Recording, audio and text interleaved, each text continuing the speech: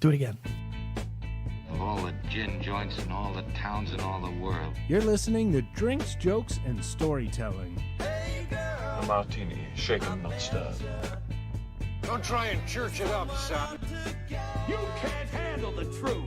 I am big. The picture that got small. Your first one's on us. Ladies and gentlemen, welcome to Drinks, Jokes, and Storytelling. I'm your host, Mark Rigodana, and with me as always, Richie Byrne, and we had... Boy, do we got a great episode for you today. No, we're having snafus early, but yes, we have a great...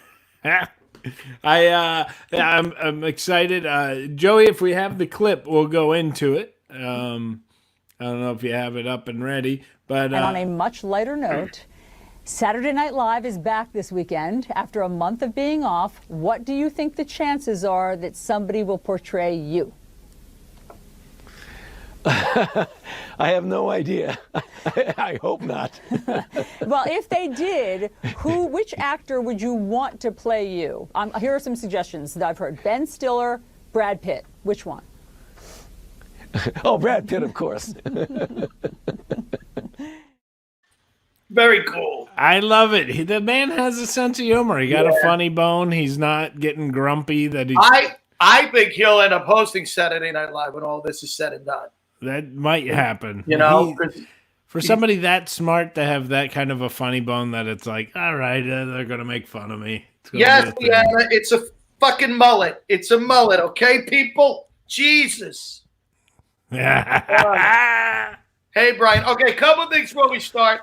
First of all, Saturday Night Live is going live on tomorrow night. I wonder how they're going to do that. The funny thing is most people don't even know they were shut down for a month.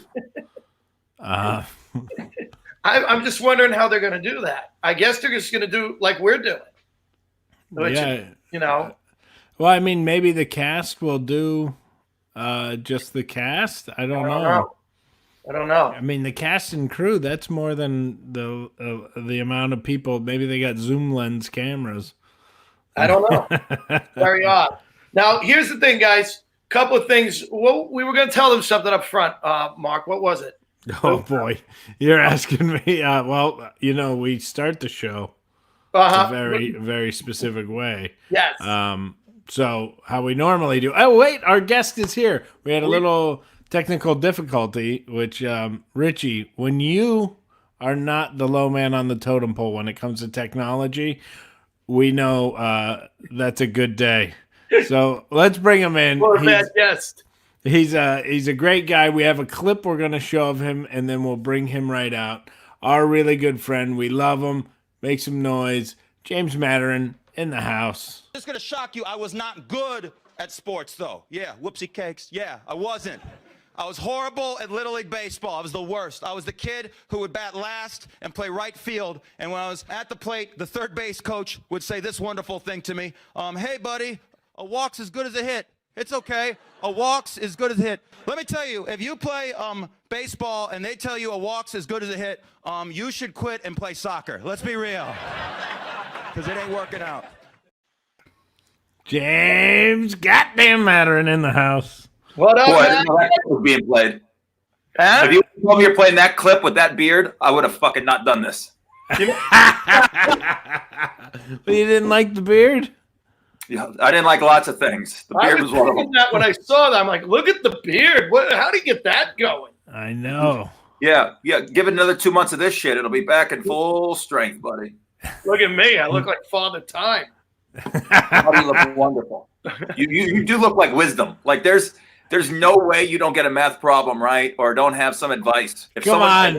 I feel like I should be telling you my sins. You look like a father, not Father Time. That's so great. What a great priest you would be. You wouldn't even diddle the boys. Jesus. Hey, 2020, things are changing. I was head altar boy. You were? You were? How did that go? You want to hear a great story? Yes. I was not liked by my grammar school principal, Sister Grace. She hated Understandable. me. And I was only in 6th grade. It was Catholic school, so we did 1 through 8. And Father Cohen needed Father Cohen? Yeah, he was from Ireland, man. He was had a Jewish priest. No, Cohan, Cohan. So he had that. He had the Irish brogue. I mean, it was like something right out of a Bing Crosby movie. You know what I mean? And they needed a new head altar boy, whoever it was that graduated, and he picked me. And Sister Grace lost her mind because, like, she was like, "Why would you pick him?" And he said, "Because he'll make sure that everybody gets where they have to be." And I thought that was so nice, and it drove her fucking crazy. For 3 years, she had to deal with me being the head altar boy, but I never let him down. Made sure everybody, if someone canceled last minute, I got my ass there, and I did. I was very proud of that. I was like so into it. You know what I mean? So you were like a fixer? You were a fixer for church? You were like a fixer for church? You're like Michael Clayton? Yes. I was the Michael What happened Clayton. to It's the altar boy. He'll fix it. How are you, buddy? I'm okay, buddy. I'm tired today. I didn't sleep well the other day. I got like 3 hours of sleep, and it's going to take at least 6 weeks to get over it. Yeah. It's been tough. I haven't been sleeping well at all. This has been, you'd think being home, I'd be able to sleep like a champ. I have the worst hours ever right now. Yeah, I don't know if anyone's sleeping well right now. I don't think anyone's going to brag about, those 3 months of uncertainty where I was stuck at home, I just slept like a baby. I don't think anyone's going to say that. I hate to say it. It's the best sleep I've gotten. Get out of here. I swear to God. I've been watching that John Adams thing that was on HBO about 12 years ago. I love American history, so I'm watching that, and it's like midnight, and I can't keep my eyes open. I'm like, you're ready to go. And I'm so I go jealous. to bed around 12:30, and I get up about 8. It's the weirdest thing. I don't know why I'm getting 8 hours of sleep. Like Dr. Oz would be proud of me right now, man. This is the healthiest you've ever been. That way, yeah, I'm walking 4 miles a day and sleeping like a baby. It's the weirdest thing. But I'm Baby, here. that's why you look so fresh. But that's why you look so fresh right now. That's why I look like Father Time. Buddy, you don't look like Superman's dad. You look like one of his uncles, and that's like on you look like Chael or some shit, man. So a couple of things before we go here, because we got to do the drinks and the jokes and all of that. I am calling myself working man today. James, I'm doing this thing. Brian Flammer, you were so close on Wednesday to getting this right. Every day I put a different name, and it's a theme. If you guess the theme, you win one of my T-shirts. So on Wednesday, I did – you're going to get it. On Wednesday, I did Limelight. On Thursday, I did Witch Hunt. And today, I did Working Man. I don't know if – so if you can guess what that theme is, you These win. are all things you dressed up as at a bathhouse. No. Well, yes, but that wasn't where I was going. Witch Hunt is very popular in bathhouses. Now we got that out of the way. So if anybody can guess what my theme is, please do it, because I'm really getting tired of doing this shit. And please write in comments. We want to hear where you're from, who's listening in, and we want to hear you bust Richie Byrne on what working man means. That is the thing we forgot before, Mark. Thank you, Joel, for writing that. Yeah, thank you, John. That's fun. Thank you, John. Hi, Janet. I saw Janet. Flavor said you look like you should be selling discount jewelry. I saw it. I saw it when he wrote it. I look like I should be selling carpet, so I can't laugh too hard. Ryan, tell me what you think this theme is. So what are we drinking today, boys? What are we drinking? James, you want to go first, buddy? Yeah, I'm drinking Coke Zero. What? What? You're on quick jokes. It's fucking 5 o'clock, Richie. Okay, it's 5 o'clock. It's happy hour, buddy. Now I drank vodka last night. You what? I drank vodka last night. Well, don't patronize me. You didn't know. Who cares what I think? You don't have to drink because I tell you to. But I don't want to let down the show. Thank you. All right. You have standards, and I'm not here. I want to carry my weight. He's John Hamilton, you're close, but you're not there. You're close. Just like James Mattern, one of my favorite people. And she also said you have a mullet. I know. Like Who cares? She's She's my favorite commenter right now. I don't have a mullet. No. Yes, you do. I kind of do. You got a good head of hair. I have hair. See, good head of hair. Bald men love me. Like people with hair make fun of my hair, but anybody without hair just loves my hair. Oh, it's unbelievable. Richie, what are you drinking there, buddy? I got a little Merlot today. Oh, a Merlot. Did I see ice cubes in that? No. Okay, good. No. I am drinking a nice local beer, Yards Brawler. It's a beautiful Champion Ale. It's brewed onto others as you would want brewed onto you. It is very good. Now, James. Sir. I want to talk to you about this bit we just saw. Okay. Because I was a shitty baseball player and was a great soccer player. So, wow. Richie played the goalpost. It hurt me that you said that. It hurt me. I mean, but that's what it is, right? Like, I was that kid who couldn't hit. It's so embarrassing. I love that Mitch Hedberg bit, where he was like, I wish I could play Little League now. I'd fucking kick some ass. Like, yeah, I wish I just didn't care now. Like, I cared so much. I was so scared to strike out. I walked like 30 times. I know. 30 times because I was scared to swing. When I was in practice, I could hit like a bitch. And then the minute a game would come in, I couldn't hit at all because it got in my head. It just you get the shakies? My head. Yeah. You get the shakies, baby. The yips. Got in my head, man. Yeah. So how are you, buddy? Man, I'm all right, bro. How you holding up there at 5 o'clock in Vegas? Buddy, it's the weird. I mean, I sleep in shifts. I go to bed like somewhere between 12:30 and 2. I wake up somewhere between 4:15 and 6:30. You're like a frat guy in Vegas. It's or an old man. I don't even know. I then eat 2 bowls of Raisin Bran. I take some Advil for my gout, and then I either watch Boardwalk Empire or work on songs, and then hopefully sleep again and run it back.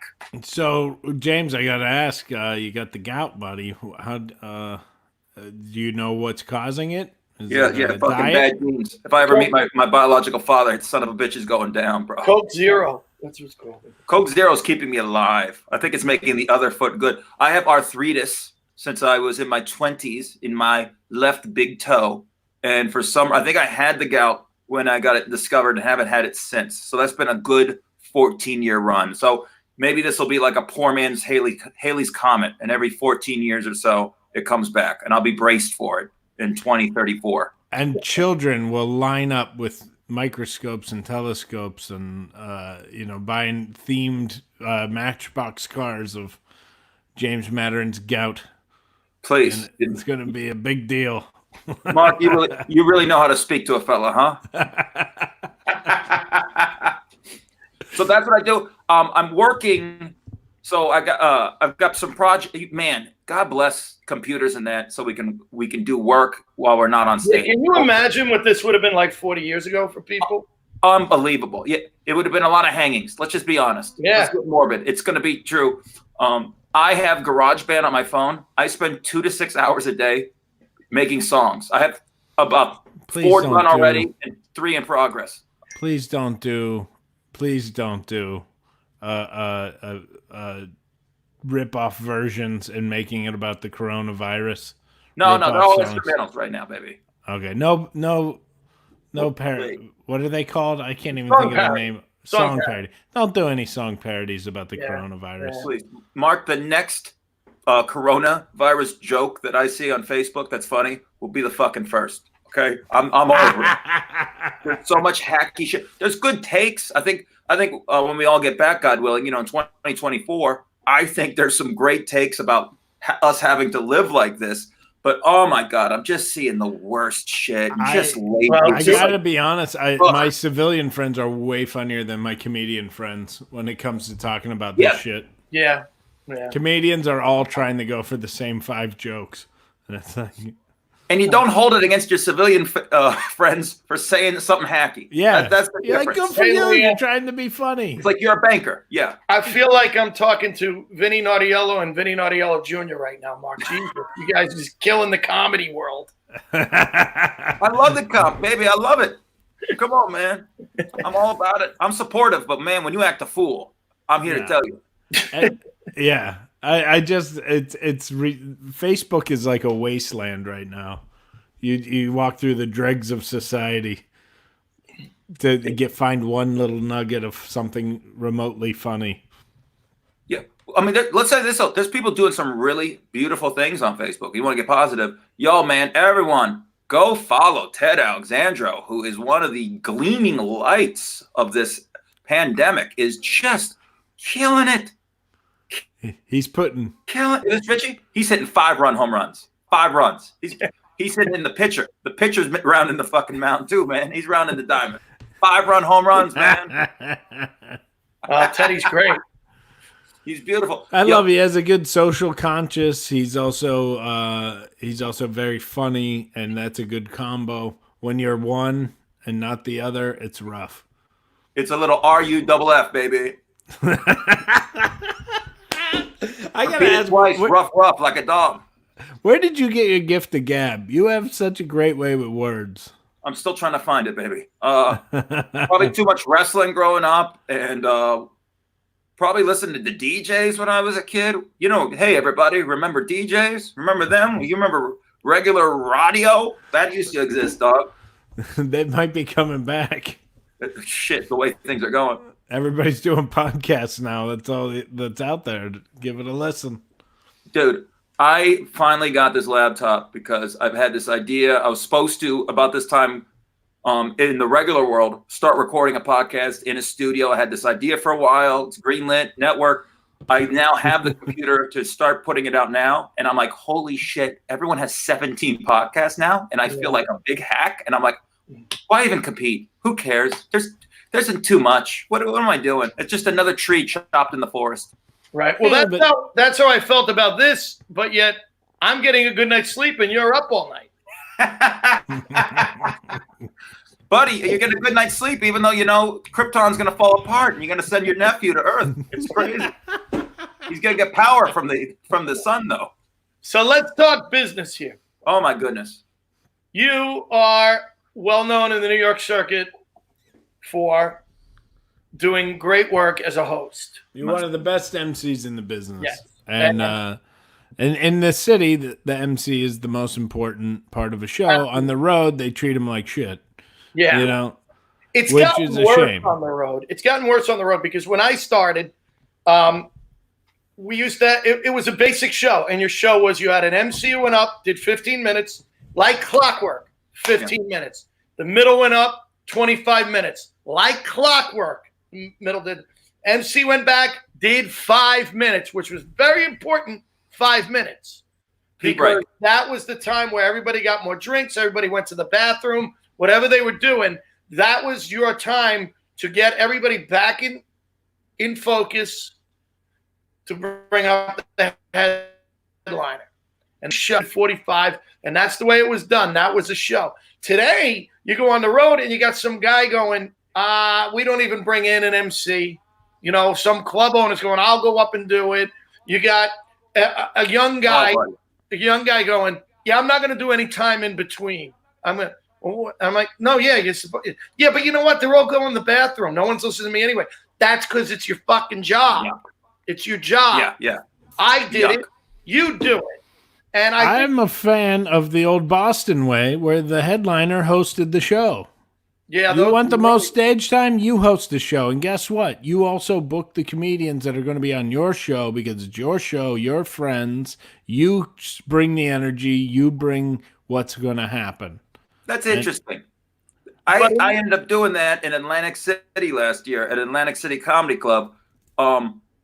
2 shows. The early show, the MC doesn't show up. The middle, usually MC's there, I guess. And he was looking forward. You know when you're young and you can tell that I just want to do a set. And he just all he wanted. And now he hears he has to almost host.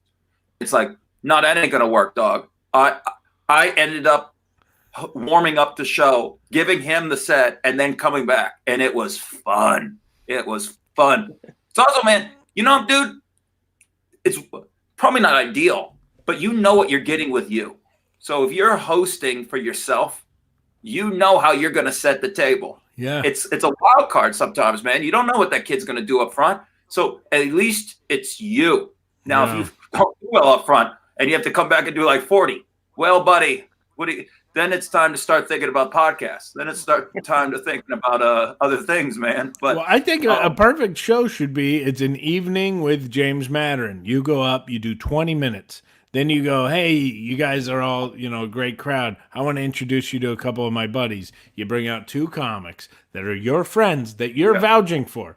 You're not doing the fake shit where you're going, oh, this next guy's great. He's a good friend of mine. Meanwhile, you met him 3 minutes ago in the green room. Yeah. You're bringing your real friends up who you want to be associated with. You do the show with them, and then you close out the show with another half hour. That is how a show should be. And Boston did it right back in the old days. Interesting. But I kind of like that. First of all, hey, can I go back for a second, though? I love the, good friend of mine you just met. I hate as an MC when I meet someone. It's like, because, I think it's your job to present the act how they want, to a limit. Some people go crazy. Here's one of them. Hey, what do you want me to say? No, we're good friends. Yo, I don't even know how to enunciate your last name. Yeah, I'm going to mispronounce your name. Yeah, I don't know who you is, dog. I ain't going to lie to the people. Your next act is a good friend of mine. Give it up for Jeef Sababan. And his name's like Johnny Sussman. Like, yeah, great job. What a son of a bitch. I once was doing a show with Panetta, and the MC said to Panetta, what do you want me to say? And Panetta, he's so great. He goes, oh, it doesn't matter. It doesn't matter. He's like, my feeling on this is if I need credits for me to kill, then something's wrong. So just you can do whatever you want. That's my feeling on it. And then the MC turned to me and I go, say I've been on HBO, Comedy Central. I go, I'm not John fucking Panetta. And Panetta started laughing at me. Well, there's a certain thing where it's like there's part of me to see him. Of course he doesn't need credits. They're his fans. But if you're there to see a specific comic, he's a draw. You don't have to really. You can just say, guys, here he is, John Panetta. Right. It's John Everybody Panetta. there's there to see him. Right. You don't have to say you may have seen him on. Yes, we have. That's why we're here tonight. We have seen him. I want to bring up Seinfeld once just so I could say you saw him on the second Rodney Dangerfield special. That's terrific. Yeah. Well, that's what him up, and he just wants simple. You guys like the gospel when they pop in, it's just like, what do you want me to say? Less is more. Okay. Ladies and gentlemen, you might know this guy. Give it up for Louis C.K. and the place would erupt. I mean, this was a few years ago, everybody. But erupt might not be the word you want to use, but you brought up name some because you are. I didn't really finish my thought. Oh, sorry. I was talking about the road, but in New York City and probably LA too, I'm sure, and Boston, it's more important that MC is usually one of the best in the business. They got to be strong because you are carrying a possibility of someone going up and taking a shit right on stage, and you have to clear it before you bring up a famous comic. Mm-hmm. There's a possibility Chris Rock walks in and some guy's up there bombing. It's his second time on stage. You better be able to get the crowd ready because Chris Rock doesn't want to have to go up and get his audience together.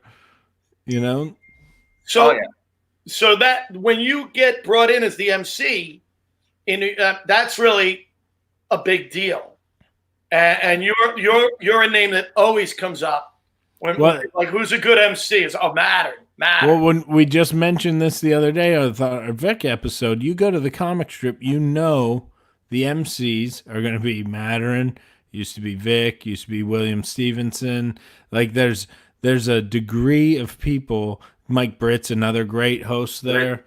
Right. There's a degree at that club that every time you walk in, whoever's hosting is going to be a killer. Well, check is in the mail. Thank you, boys. So who are some of the big names you've when you're hosting and they came in? You said Seinfeld doesn't get much bigger. Seinfeld, cute. Place erupts. People go banana. You could just one banana. They just go crazy. I love when he gets up and the place is going, and then he finally they calm down. He goes, now you have something to tell people at work tomorrow. I love that he said it. Yeah. It's such a great line. Yeah. The funniest ever was Louis, Sarah Silverman. People go nuts. Judd Apatow. People went nuts. Yeah. No, who did I bring up, man?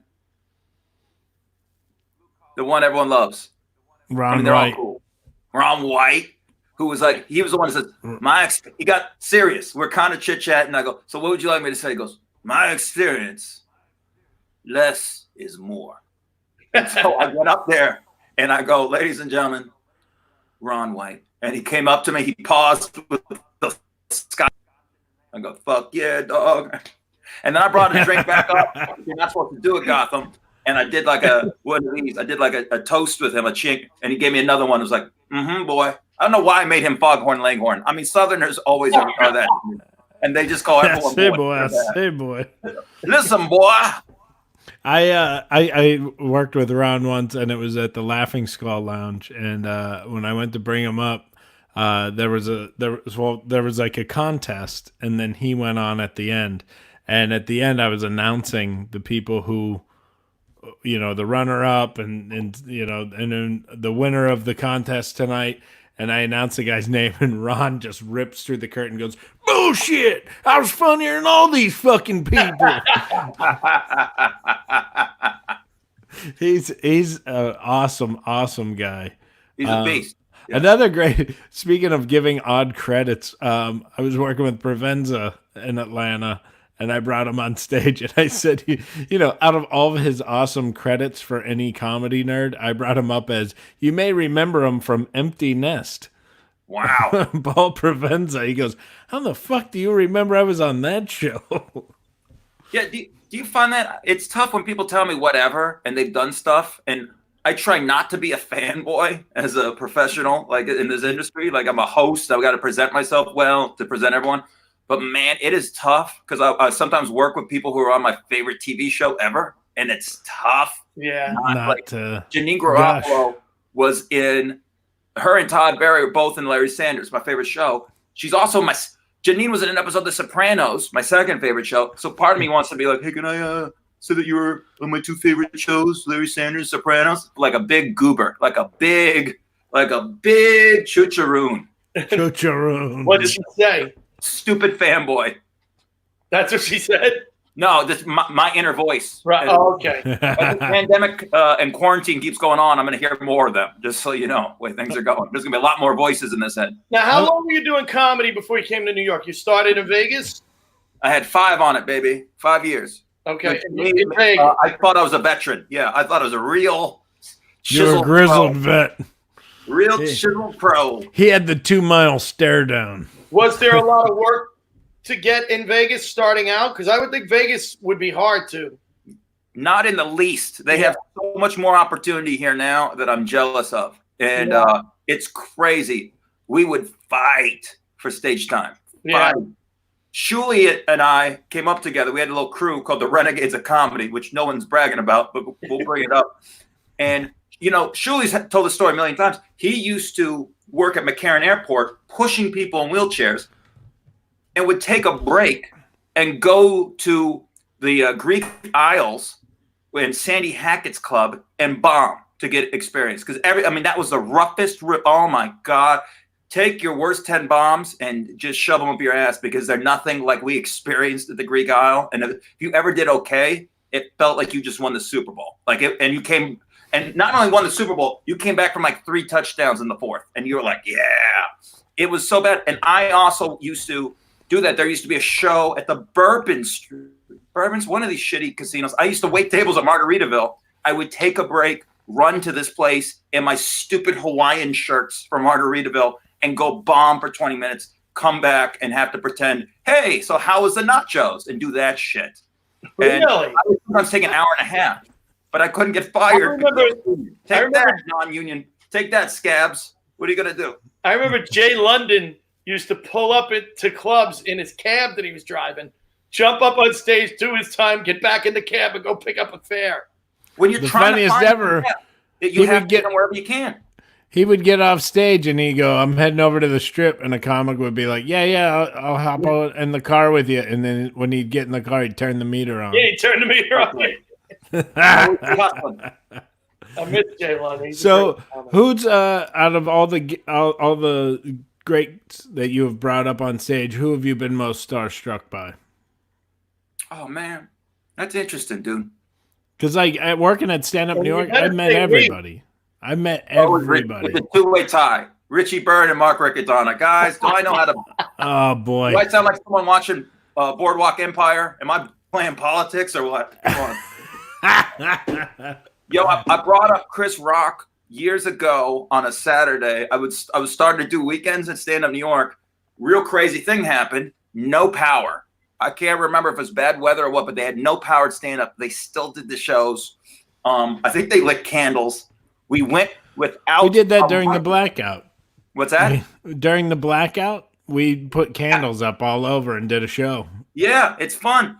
We kind of did that. Yeah, after Sandy, I did a show, I think on Halloween at stand up, and it was kind of like that. So, but this, we had no power. We had no amps. And Chris stopped in and was like, I want to work out new stuff.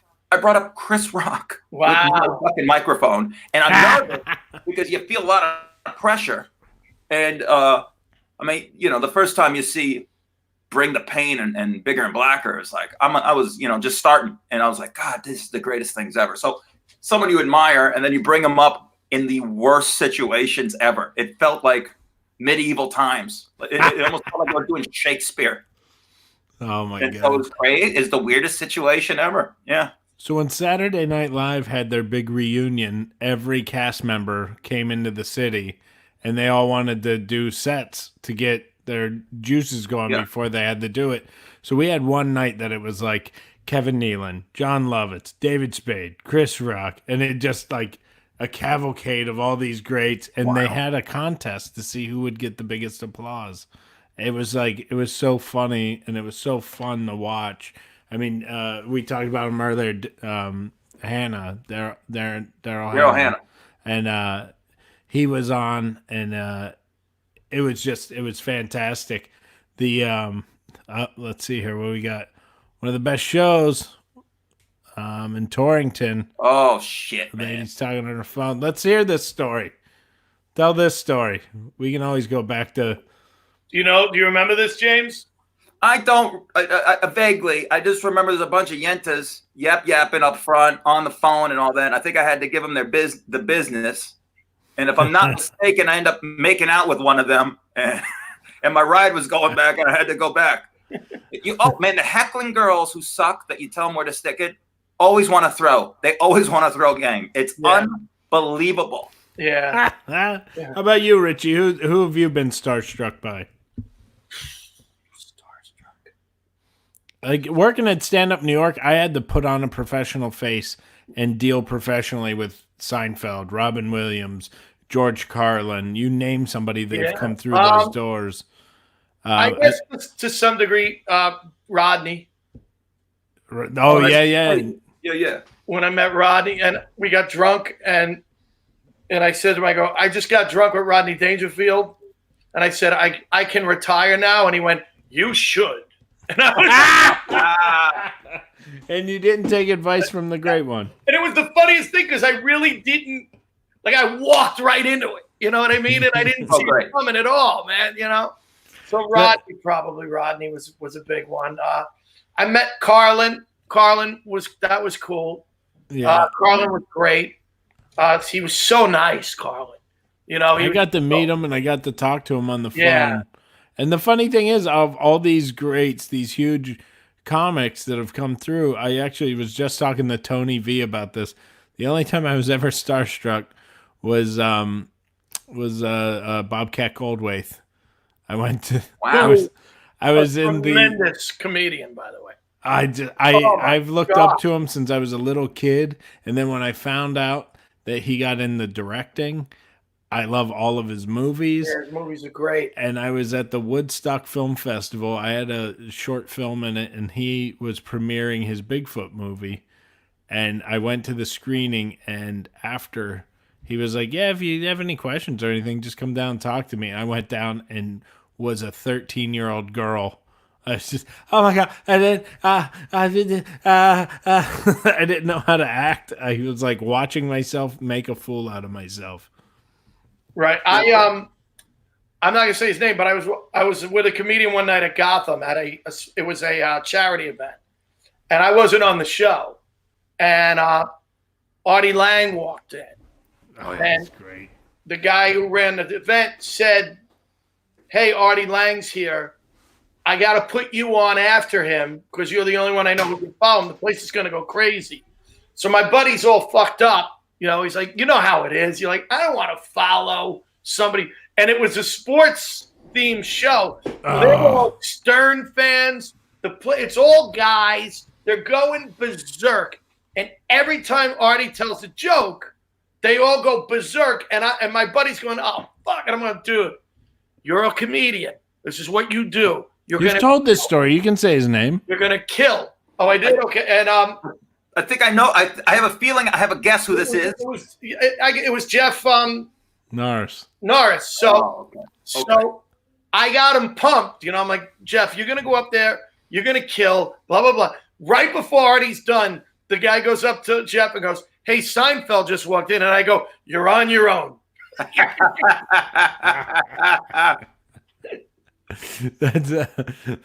That's the we didn't even get to it. This joke. I'll do the joke of the night. A guy is sitting at home and he hears a voice from heaven that says, "Go to Las Vegas." He goes, "Oh, okay." Gets on a plane. He flies to Las Vegas. Then he hears the voice go, "Go to Caesar's Palace." He goes, "Okay." He walks down the Caesar's Palace. He goes. All of a sudden he hears, "Go to the blackjack table. Fifth one." He walks over. He counts down 5. He goes over. He goes, "Put everything you own. Put everything you own down." He puts everything he owns down. He gets his cards. He has 18. He goes, "Okay, should I stay? Should I?" He goes, "No, take the hit." They drop it down. It's a king. The guy goes, "What?" And all of a sudden he hears in his voice, "Shit." What do I know? That'll be our joke. Unless, James, you got a joke for us? Baby, the next time I tell one will probably be the first. So what are we going to do here? Tell a joke. Oh, Come man, on. I don't know any quick, simple jokes. Like I want to know. Can I do my act? To see if I remember it when we start back up in 2025? Hey, guys, I live in Brooklyn. You know, real Brooklyn. Fucking idiot. I live in Brooklyn. You know, before they knocked down the Brooklyn Bridge and it turned into a state penitentiary, like in the movie we used to watch, Escape from New York, but then it became real. Before it became I Am Legend? Yeah. What's that, brother? What's the deal with the horse behind you? Oh, man, there's a picture, man. I mean, this is my people's house, and I think it's a nice horse. I think she has a couple horses here, now that I'm realizing, on the wall. You didn't draw something when you were a kid or anything, right? No, man. This is when I got here, it was the first time I've been in this house, and it's really nice. I thought that you were like in your childhood home or something. No, I'm not seeing anyone, just in case, because you know, older people, dog. Just in case I'm one out of the 4 that has no symptoms. Oh, really? Yeah. I got some high risk people, so I don't want to get no one. Man, I came here so my mental health would be good and I could relax while this was going on and all that. I did not come here to kill loved ones. It was like, hey, come here. Yeah, you're 70 and have bad lungs. Who knows? Boy, What happened to Mattern? Man, he was going crazy alone in his apartment that had, you know, leaks in the roof and that. So he wanted to take care of himself and not go crazy. Cool. Where'd he go? Home? What happened? Yeah, he killed his aunt and uncle. Oh, why? He secretly had COVID because he didn't know. Is that the aunt and uncle I met at Christmas? Yes. They're the best. Oh, really? They're really great. That was the night. We had a great night that night. We went to you were hosting at Caroline's. Yes, sir.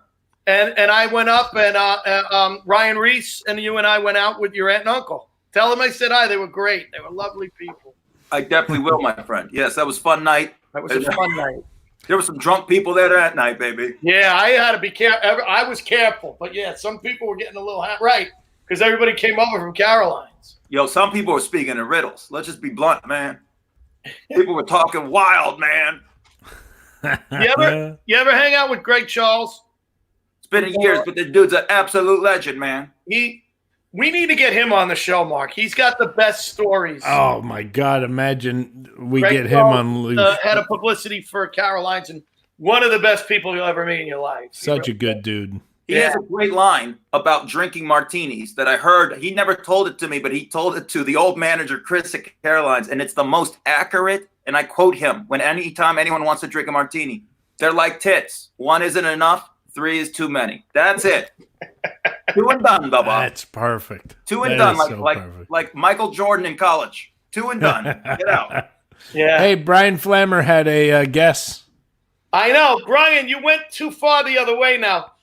I'm going to give it to Brian. I think you have to. It was Rush songs. Yeah. And he wrote Rush the other day. And now he's writing. What did he write? I don't even know what he wrote here. I have to be honest, Richie, you're a little bit of a bitch for making him not win on the guess Rush, and you were saying Rush songs. Can I just say that I was going to give it to him no matter what, Mark, but he guessed it on the first fucking day, and I didn't. Okay, fair game. It didn't matter what anybody said afterwards. Brian Flammer was going to win the T-shirt. I don't know if this works. I don't know. I mean, I just thought we'd give it a shot. I don't know if people like it. I love it. I think it was great that you're doing it. Next week. I love that you went with Rush. I put a new name under my job title every day. I like it. Matter, do you think basketball will come back this year? It's going to get interesting. I heard the drop dead date would be Labor Day. People are like, there's going to be no sports. Look, they'll probably be Labor Day to come back or to end? It's a drop dead. If push comes to shove, they'll drop dead around Labor Day, and then they'll probably do like they did for the last lockout, which a lot of people think they should just do in general. Start the season on Christmas. That's when people start talking. Wait, you're talking a new season.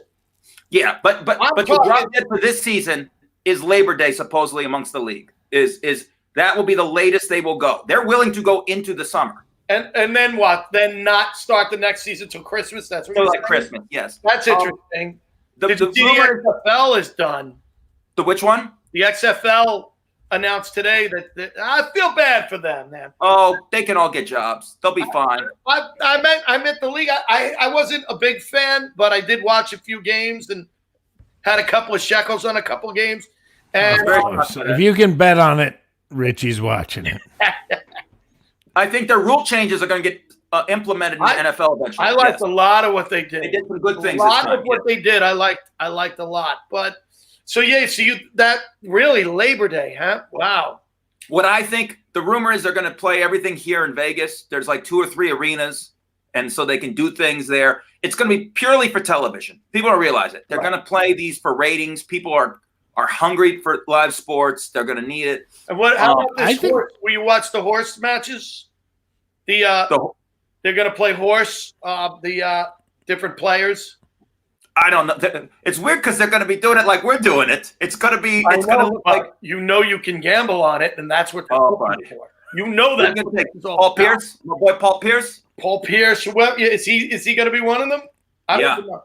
I got to be honest. I'm kind of digging the fact that we don't know what's going on, and it might go back to like the 50s, and people are going to like really, really feel good about like going to a baseball game. When they do, yes. Going to a thing. Like we're all appreciating our families. We're appreciating the things we have. We're taking walks together as families. We're having little things together. This might be a nice new norm. And, when everything clears up, we'll bring back the horse, old Pistol Pete style. Yeah, thank you. He is even Pistol Pete. The kid's 12 years old. He's talking about Pistol Pete. Well, everyone's seen that movie. Everyone's seen that movie with Pistol Pete. But I think what's going to end up happening, boys, is I think the NBA by this, and maybe even the NHL, absolute asterisk season for those sports and for MLB because they're going to do a reduced season.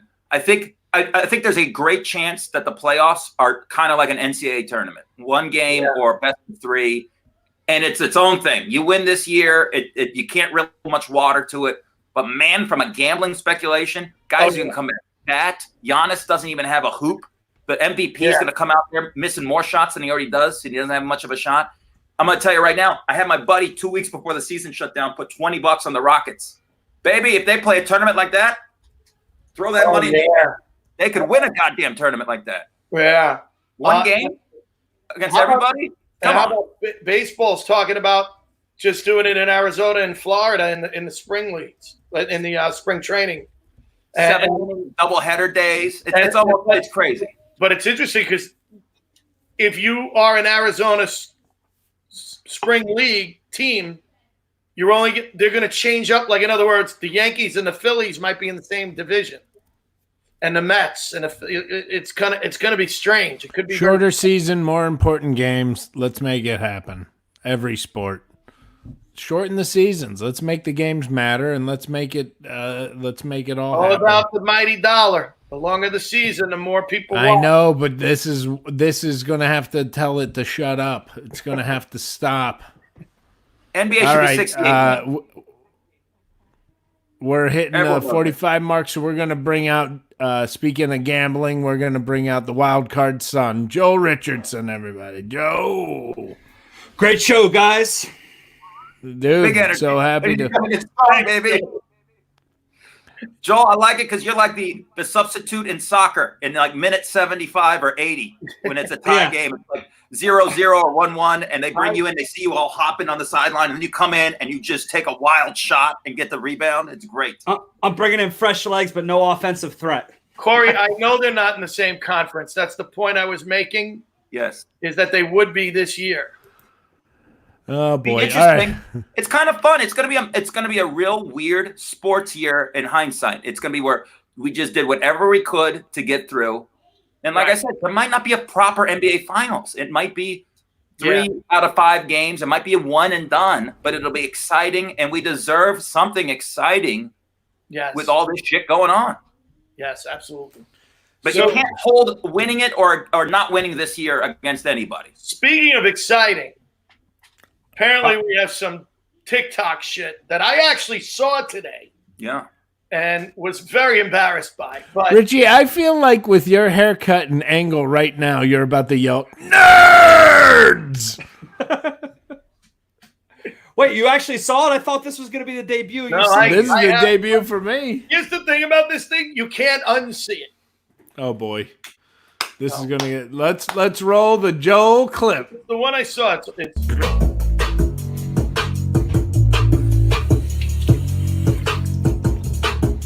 Look, I just flipped the switch. I don't know no. Oh boy. Well, that's the other one I saw, and I really wish I didn't see that one. Is there a second video? Yeah, the dance one where you don't know how to do which you're going the wrong way on the whole dance. Oh, I sent it to Joey.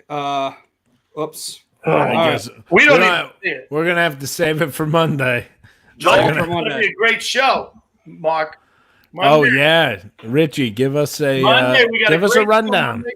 Back by popular demand, the one, the only Jimmy Cannizzaro. Jimmy Cannizzaro from Gotham, going to be on.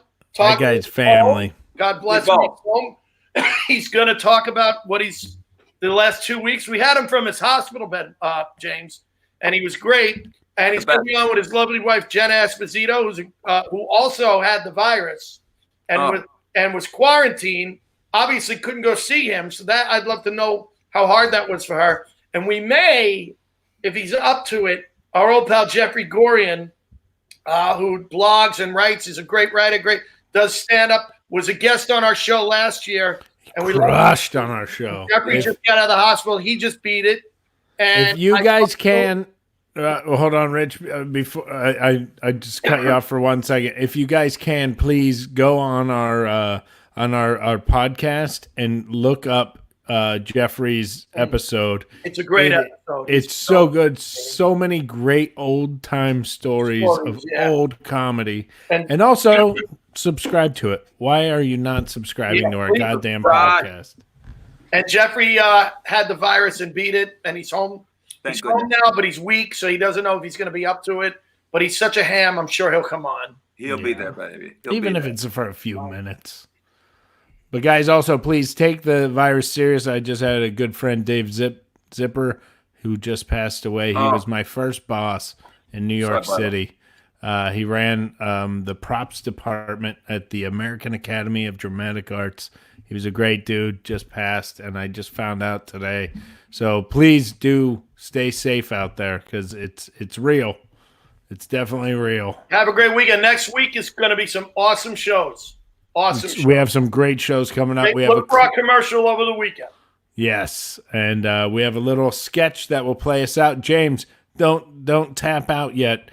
After the credits, we'll see after the show in the green room. Yeah, have a great weekend, everybody. Thank you, guys. Love you guys. Be safe over the weekend. So, how was your show? No, I thought it went well. And apparently some guy on Twitter heckling the shit out of me. Is this the same guy as before? I don't know, but if I find out who this guy was, man, I'm going to rip his head off. You should. He's been killing you week after week. It's ridiculous, It's right? crazy, yeah. Catch a beer. Yeah, all right, man, I guess. Nice new computer, by the way. Well, that ain't my computer. Well, whose is it? Probably one of them floozies you brought home. Yeah, I gotta cut down on the floozies. You're totally right, man.